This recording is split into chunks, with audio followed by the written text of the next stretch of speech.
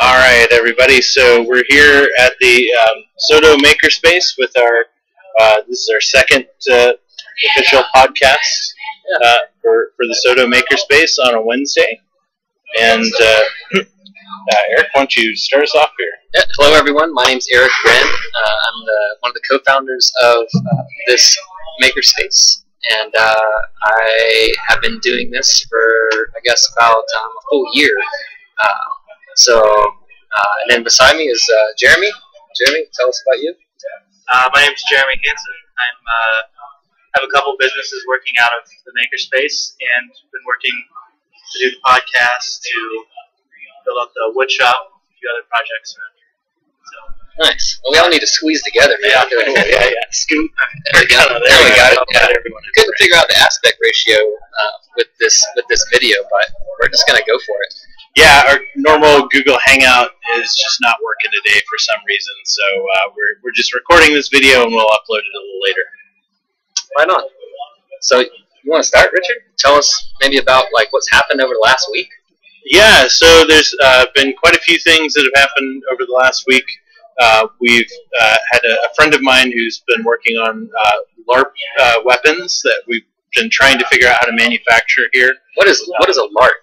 A LARP, it's live action role playing. So it's kind of like if you can think of like Dungeons and Dragons, but you actually go out and you are the characters. Instead of just rolling dice, you have real sword fights and quest for things. Interesting. Sounds fun. So what are you doing for those? No? What are you making? So right now we're just working on manufacturing very simple things. We have a set of wrenches that we designed. They're very, very long foam wrenches that we paint up to look like metal wrenches. Nothing really too spectacular, but I have been working on projects to integrate electronics into it so that a lot of the game mechanics that you experience with the live-action roleplay, things like when you attack someone, you have to roll a set of dice to see if the attack was successful or how much damage the attack takes up. If you're casting a spell, you have to count for 30 seconds while you charge that spell up.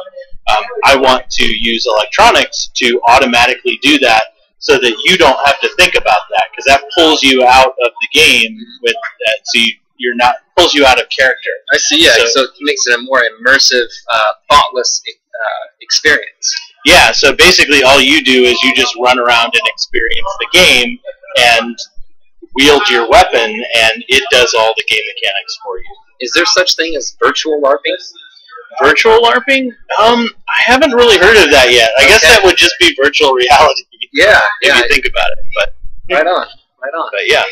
So yeah, we've been working on those projects.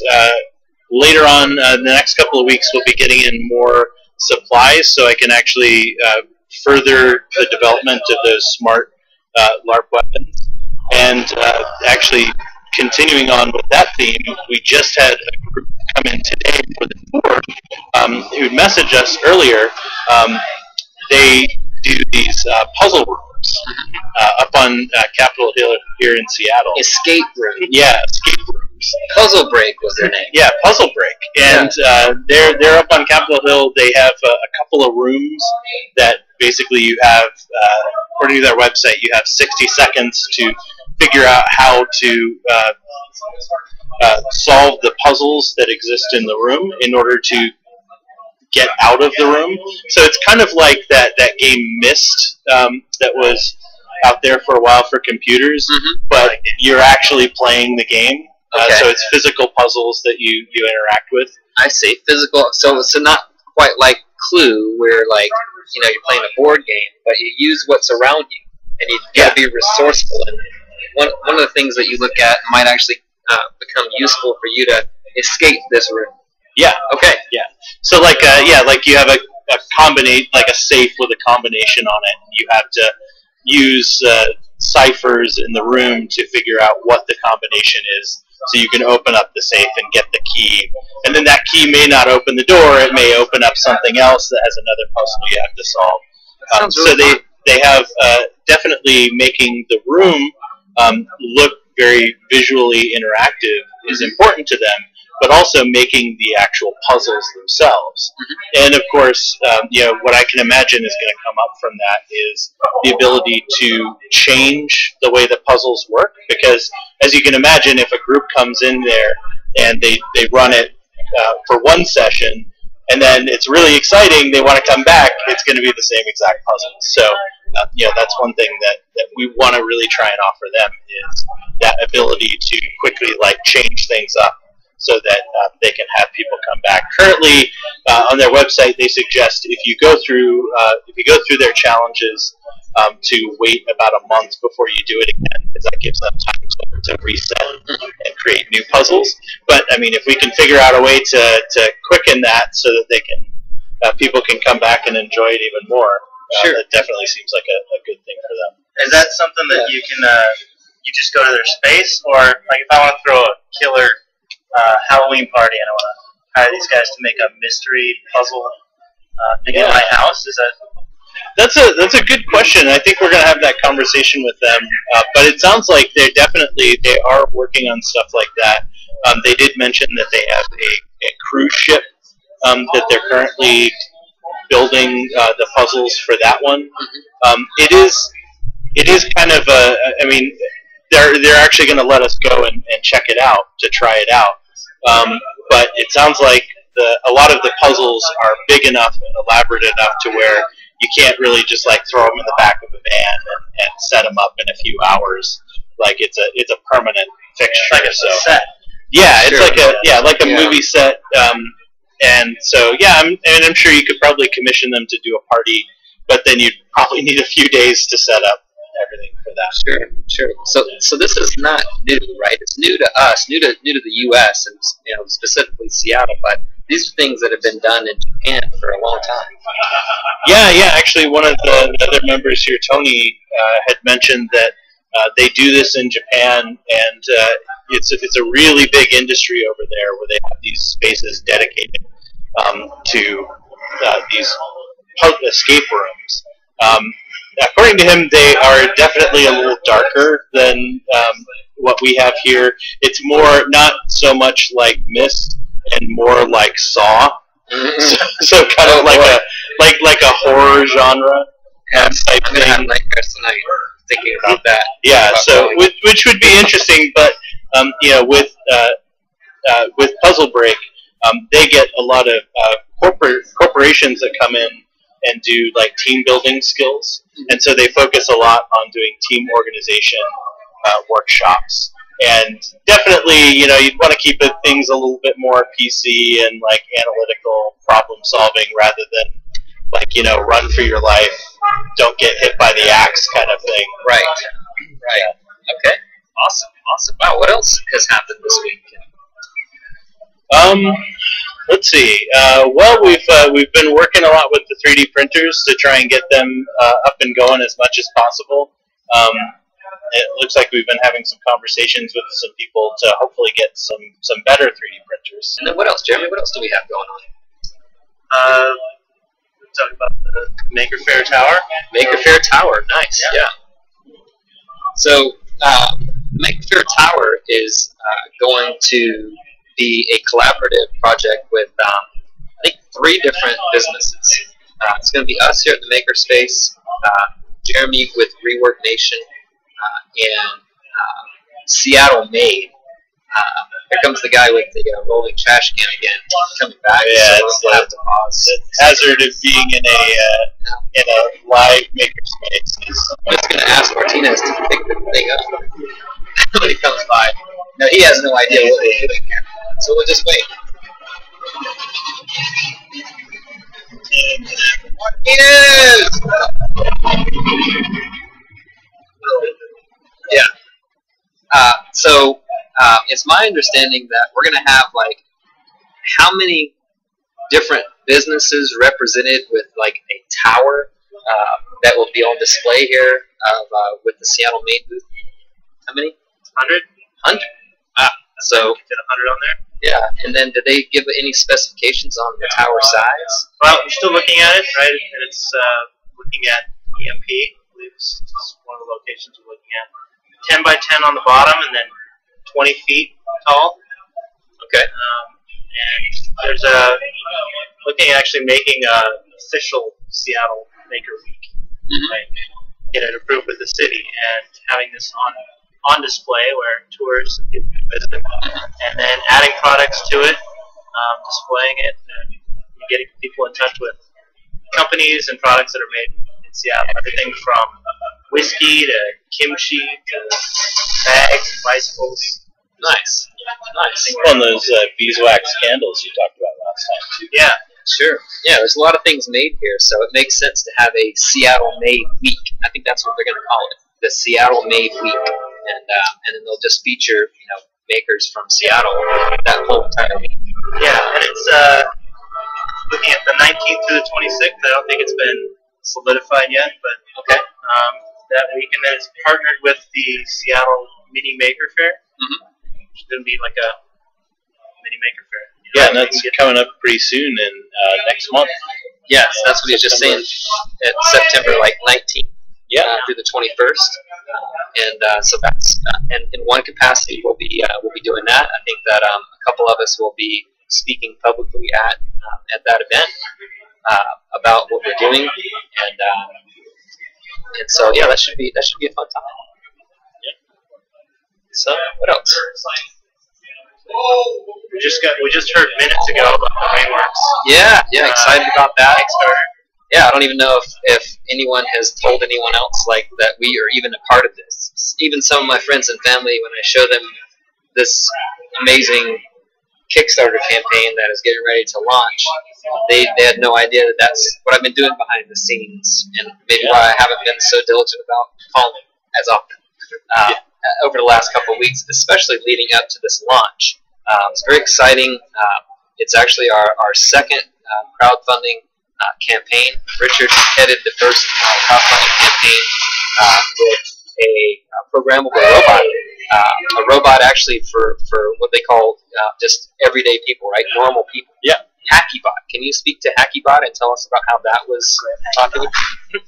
So HackyBot is just I had started that with a convention I usually help out with, and I actually really wanted someone to be able to buy a robot for this kind of half-hour robotics get-together.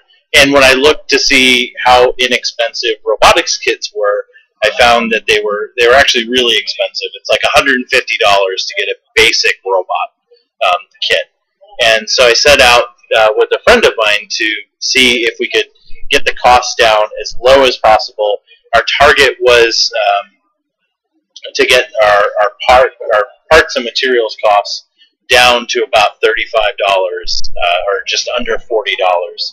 And we were able to hit that and get a pretty solid robotics kit that's based on what most robotics entry-level robotics classes teach, and make something that's really easy to put together in a classroom and very generic, so you can program it with the chip that it comes with, but you can also put any other chip that you want to do.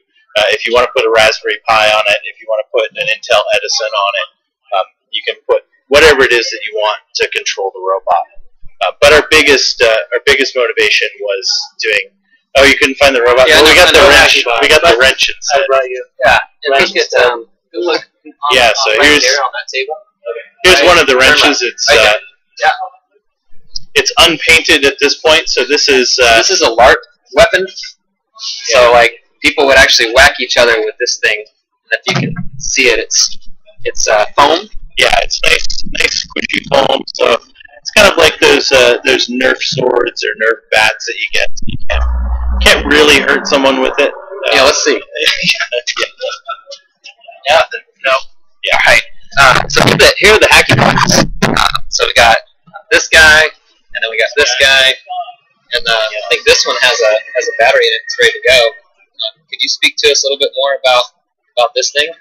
Yeah. So basically, there were a couple of things that I really wanted to do with this. Mostly make it really inexpensive so that low-income families could afford it. And the idea is that I don't want finances to be a limiting factor in whether kids can learn robotics or not. And currently, what's a robotic kit on the market? They start at about $150. And that's for one that would be far less substantial than this. I think what most people know as a robotics kit is Lego. Lego has a Mindstorm kit. Yeah. How much are those? Lego Mindstorm, yeah, that's a whole nother thing. The basic kit for Lego Mindstorm is $300. $300. I mean, who has that kind of money to buy just for a toy? And they just go up from there. Yeah. Well, and then you are very limited to only use their software and their interface, and you're still stuck with with Legos in the end. Yeah. And so cost was definitely an important thing with this. The other thing is because I wanted this to be used in a classroom, I wanted to make it very easy to assemble without a lot of tools or glue or solder or anything. So it's got a breadboard with header pins, so that way you don't have to solder anything together. You just kind of plug everything into the breadboard. Also, it uses these clips on the side, which just kind of clip in. Unfortunately, there is one screw on the wheel to hold the wheel in place. I haven't been able to get rid of that, but I figure if I have only one screw in this whole robot, then that's pretty good. So it all snaps together, and you cut out this acrylic chassis with a laser cutter that we have here on site, right? So pretty much the laser cutter does all the cutting, and then the person does the assembling, and then the programming of the robot. Yeah, and so that's actually what brought me to SoDo was needing to manufacture these robots and cut out 200 chassis to fulfill my crowdfunding.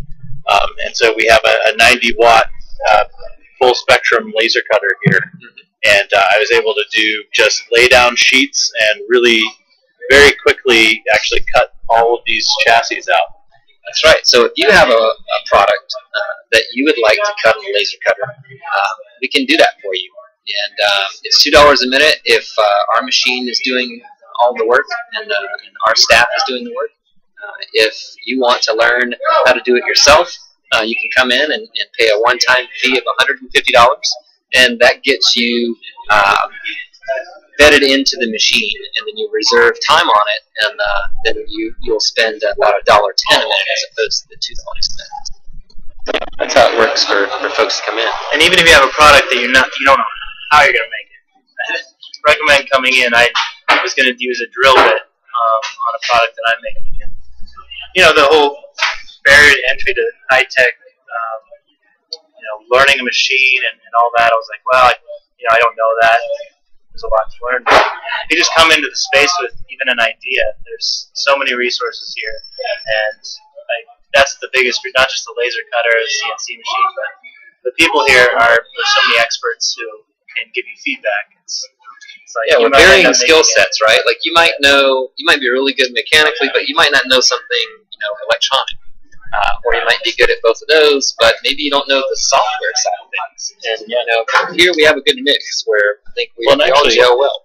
Yeah, and that's this wrench is a perfect example of that.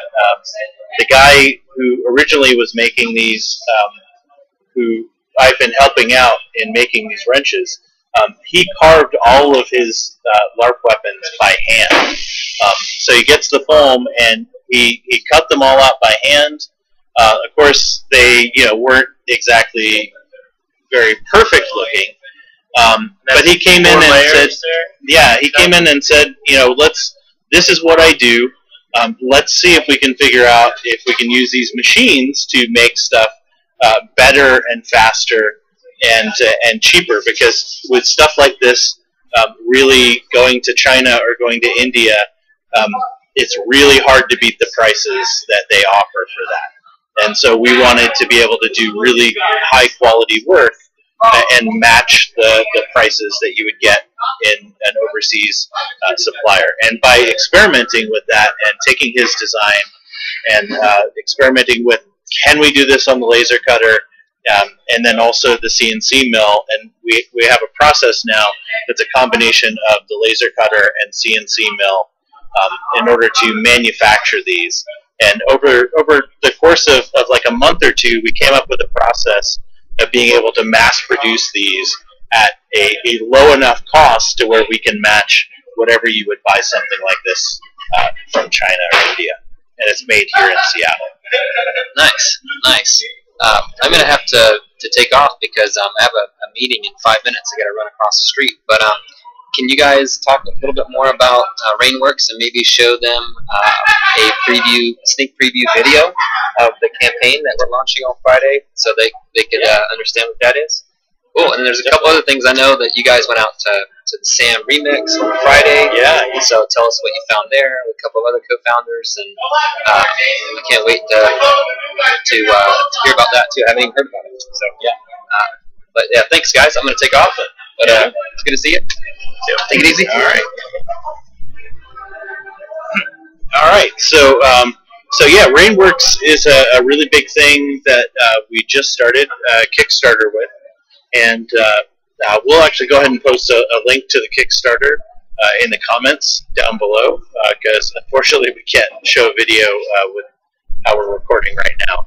But yeah, Rainworks is really cool. You've helped us out with some of that, and at least seen some of the Rainworks things that we've done here. Yeah, if you're not familiar, it's a super hydrophobic spray that you can actually spray through a stencil, and then it's completely invisible until it rains or you put some water on it. And in that way you can show... Here we go. Yeah. There we go. So there's Rainworks, and you can spray this on asphalt, wood, or any porous surface, and it fixes it. I think it has about a 4-month life on concrete. Yeah. And it'll stay there and showcase your art only when it rains. So it just shows up when the concrete gets wet, that area stays dry. And so you've got everything from like hopscotch to artwork to stencils. And they're launching a Kickstarter campaign, and that is the 28th. We just got approval from Kickstarter on that. Cool. And we'll post a link with the video. It's a very cool video. You guys can check it all out. See more they've got a lot of information. I think we've had a lot of people who've really wanted to get their hands on the super hydrophobic liquid that they use with that. Certainly, we've done a lot of examples of it out here. It's a lot of fun. Yeah, it's tons of fun, and I think the minimum bid for actually getting the product is like $25. Yep. And you get enough. You get a spray bottle of the liquid, and it will cover 15 square feet. I think they said. Yeah, 15 square feet. So I mean, that's not too bad. You get the bottle to do 15 square feet for $25. And you get a stencil with that one. Yeah. And I think for 50 you get 2 bottles and a stencil that's laser cut, pre-cut. Yeah. Yeah, it's pretty cool. And I know, like right now, Rainworks will do custom artwork, and they'll do the installations, but they do charge. It is quite a bit of money, and essentially they do a lot of positive messages on the sidewalks. So it's very fun stuff, but they try and stay away from doing like corporate sponsorship or corporate logos or something like that, because their big message is they want people to have fun in the rain, and they want it to be a fun like public arts project. Yeah. One of the reasons they wanted to do the Kickstarter is because they get a lot of companies that come and actually want to commission them to do like their company logo or something. And so this is rather than them having to do that, this is a way where a company can go and do that themselves. Or actually another way of hiring them to go and do it. But ultimately, we really want to have this product available to people in the U.S. It's a European company that actually makes and distributes it. So my understanding is it's only really available in Europe right now, and this is kind of how we plan on getting this available in the U.S. For doing art projects, just like Rainworks is already doing. Yeah, and that you mentioned was about 5,000 price point, I believe. So if you have a company that's interested in doing a private event, or that's another way that you can support getting this to the U.S. You can have an event where the sprinklers come on, or there's a water balloon fight was one of the things in the video. It was a really cool way to have the art show up all at once. So yeah. So you can contact starting Friday, and you can contact Rainworks or SoDo Makerspace and pledge to the Kickstarter. Yeah, or just go to the Kickstarter, and again, we'll just post some links to the videos and to the Kickstarter campaign, which it is viewable, but I guess we weren't taking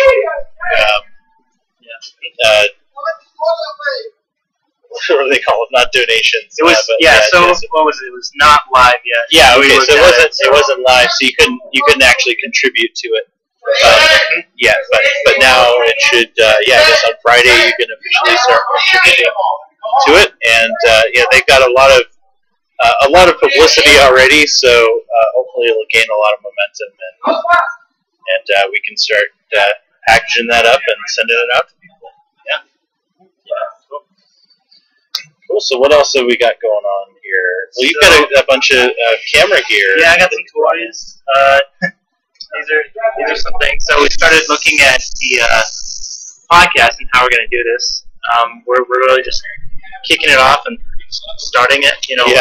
Like we said, 7 prototypes to get it going, and so we might as well just start and then make small improvements. One of those is this is actually something I made a couple years ago, and I'll put a link to it, but it's a camera stabilizer made out of PVC. It's about maybe $15 worth of parts, spray painted black, and so it's got a mount, and this is just a thread that matches all the camera mounts, so you can mount any camera on that. There's also, this is about $6 on Amazon, and it's a stretchy piece that'll fit your phone, so you can just put your phone in here. Here's how that works. Strap that in, and then this will mount to it. But what this does is take something flimsy that you're trying to take video of, moving video, and takes away the vibration by giving it some substance to it, and 2 hands and a wide stance. So when we're doing products or moving interview or something like that, we can like walking through the space. We should do that. We should do a walkthrough. A little tour. Some photospheres or something. The other and this also has a space for a shotgun mic. Has 5 pounds right here. You can adjust that. It's a bit heavy, and then a little bit of room for like an audio brick, and could hold a battery too. Actually, longer. Now you make some long-term battery. So that's that guy, and we'll put some links on that. And the other thing we made was this little 5-minute version of a teleprompter. Still kind of testing it out, but this has a mirrored piece of acrylic. I think it's about $5 from Tap Plastic, and it's mounted inside a cardboard box with a hole in the back. It's just held at a 45-degree angle with a paper clip. And the cool thing about this, you can get an app that shows a mirrored version of whatever you want to say, and then you place it in the box, and it'll show you the text, and actually scroll it if you hit play. It'll scroll so you can read what's going on. I think this is a Steve Jobs speech on the iPad app by default. Isn't that redundant? And then in the back, it's got a hole, so you actually have the camera.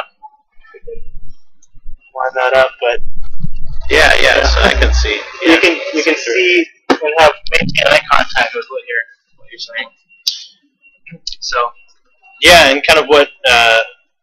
idea that I had, because we try and not do scripted stuff for this, just kind of talk about what's going on in the space.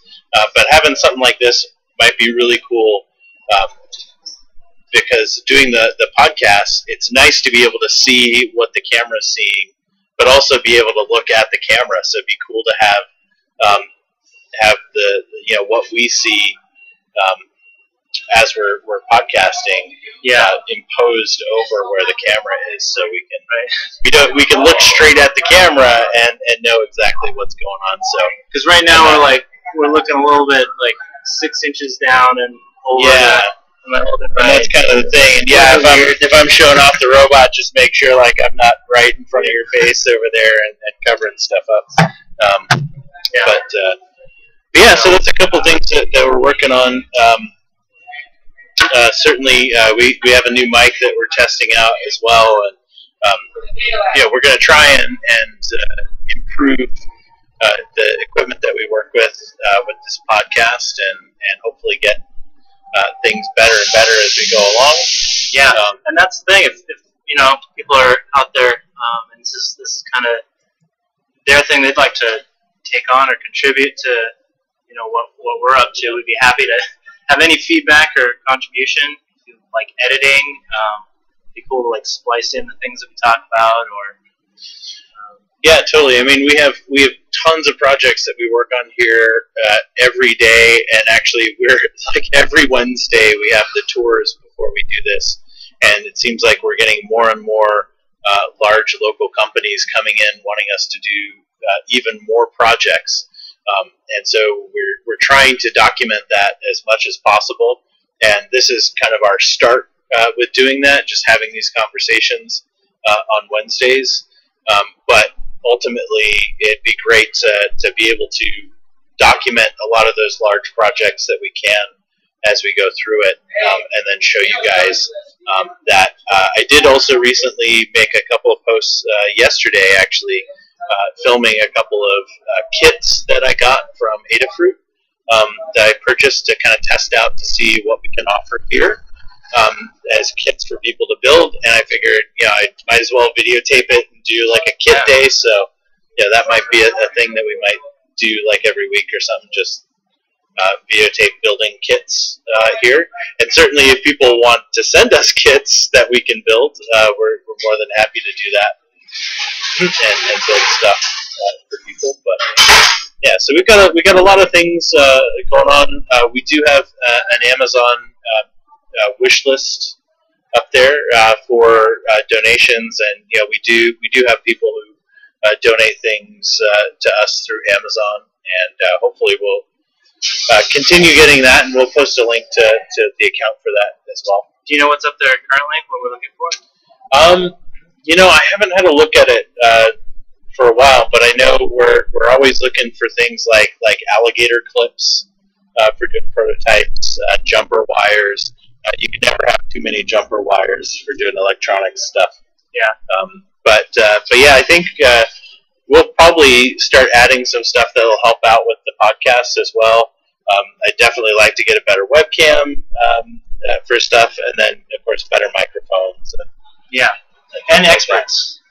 Yeah, definitely. We're no experts, definitely. Producers, lighting, people, audio, everything. Like we could definitely.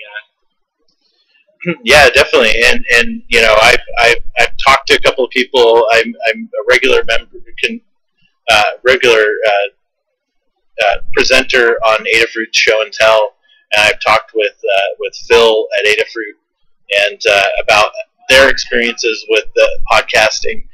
They're like super high level production value right now, and I wish that we had half the equipment that they have access to. Yeah. But they're also Mac users, and I'm not really a Mac user, so I'm not gonna get into that. So yeah, I won't get into that.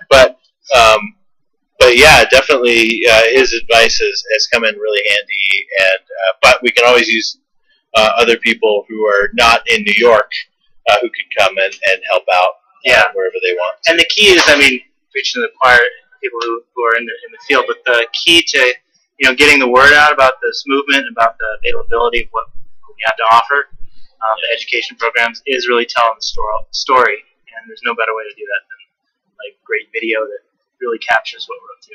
So yeah, definitely. Shoot us a line. You can reach us at the email, or how would people? The email, yeah, the best way to contact us is just support at SoDo.ms. If you do have any projects that you would like to do here, or have an idea that you'd like to get some more information about producing over here, you can email fab, that's F-A-B, at SoDo.ms, or yeah, at SoDo.ms, and that goes right to us.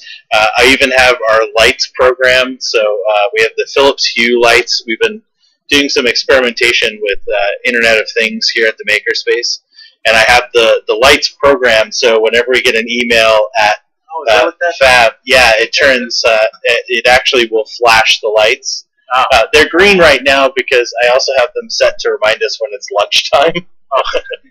And apparently it's still lunchtime because they're green. But it's a long lunch. Yeah, it's a really long lunch. So I have to fix that with that part. But yeah, so we're working on a lot of projects. Oh yeah, another thing.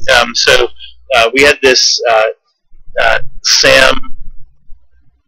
the Sam party, the remix party last Friday, and it was over at the Olympic Sculpture Park here in Seattle. That was a really cool event. There was tons of people there. We had one of our members, Clarissa, spoke over there with a lot of other members here at the Makerspace. And what you talk about? I got there a little late, so I missed her speech.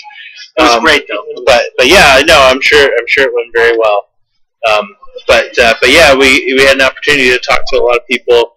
I did a modification to my girlfriend's dress to put blue LEDs around it on the bottom, so she kind of had this blue Tron-like glow underneath, which everyone liked, which of course sparked a lot of conversations about wearable electronics and things that we're doing here at the space. Right. Is there a website for that event? Or yeah, it could just be reached. I guess they do it once a month from SAM, the Seattle Art Museum. So if you just go to the Seattle Art Museum website, it looks like seattleartmuseum.org/remix. And again, it's once a month. There was a ton of people there. Like, it was completely packed, and it's pretty cool hanging out in the sculpture park outside at night in the summertime. They did have a full bar, but the lines were extremely long. Yeah. Over there, so yeah, you might want to hit up a bar at a time. You plan on on the way. But no, it was a pretty cool, pretty fun event.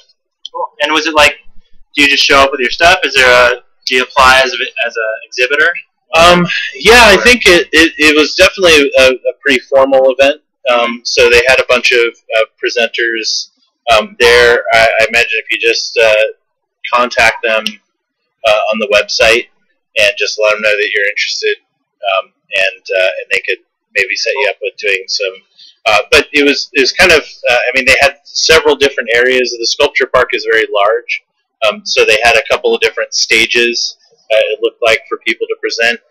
A lot of it seemed like it was a lot of startups and not really so much maker spaces, but definitely people doing creative stuff here in Seattle. Very cool. So, yeah. All right. Cool. Well, I think that just about does it here for today, and I guess we'll wrap it up and do this again in a week. See you in a week. All right. Take it easy, guys. Thanks, guys.